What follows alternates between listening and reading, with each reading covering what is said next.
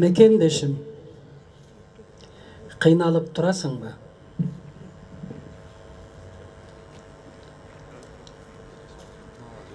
Албетте кыйналып турасың. Аны биз сезип турабыз, көрүп турабыз, билип турабыз. Оңдойлук десек, статус жок.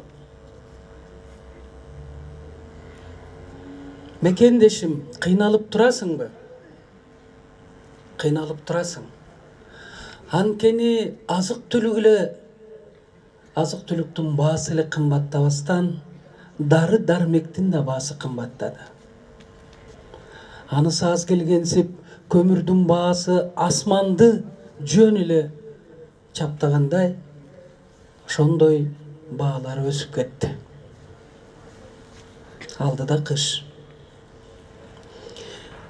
Өкмөт тилекке каршы Кыргыз Республикасын кышка даярдыгы болгон жок. Эмне үчүн миграция, эмгек мигранттардын аягы суюлбайт? Эмне себептен? Себеби экономика ушунчалык сазга батып, момундай айтканда кулап түшүп калганда биздечи 30 жылдын ичинде. Эмесе байлыктын, алтындын үстүндө басып жүрөбүз дагы, мына ушундай кедей элге айландык да. Ага албетте биринчиден саясатчылар күнөөлүүбүз. Анткени саясатчылар элдин добушун сатып алып, элибизди ак жүрөк, ак ниет, элибизди кандай элге айландырып койдук. Ошондуктан урматтуу менин мекендештерим, жердештерим, эгерде биз бакубат жашайлык десек, ошол жашоону эми силер гана оңдой аласыңар. Бийлик оңдой албайт. Саясатчылар да оңдой албайт. Анткени бийлик силердин колуңарда. Ошол бийлигиңерди бийлик болгону 3 жолу силерге мүмкүнчүлүк берет колдонгону. Президенттик шайлоодо президенттин кызматына талапкерди шайлоодо, парламенттик шайлоодо, анан албетте референдум болуп калса, мына ошондо силер 3 жолу өз бийлигиңерди колдоносуңар.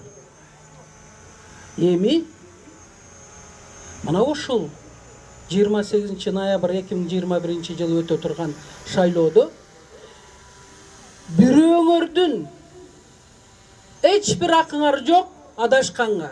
Бай бийликтин партиялары добушту сатып алуусун токтотуш керек.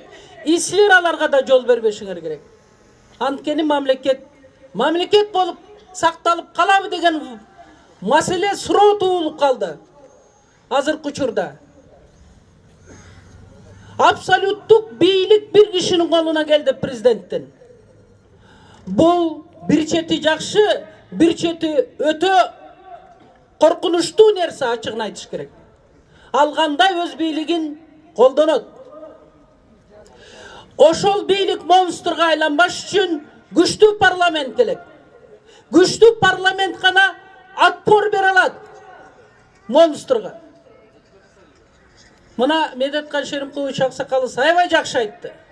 Күчтүү парламент мыйзам ченеминде элге, мамлекетке иштей турган мыйзам ченемдерди чыгарып, элибиздин эркиндигин ушунчалык көздүн карегиндей сактоо менен бакубат жашоого алып келебиз. Кыйналбайбыз, жакшы жашоого, бакубатчылыкка келебиз десеңер, азаттык бир 3 жолу кайталап койбойлубу? Азаттык. Жок, укпай айтам. Барыбыз хор. Азаттык. Азаттык. Азаттык. Бизде эч качан ош окуясы кайталанбасын, Баткен окуясы кайталанбасын, эл арасында ынтымак болсун, улуттар арасында ынтымак болсун.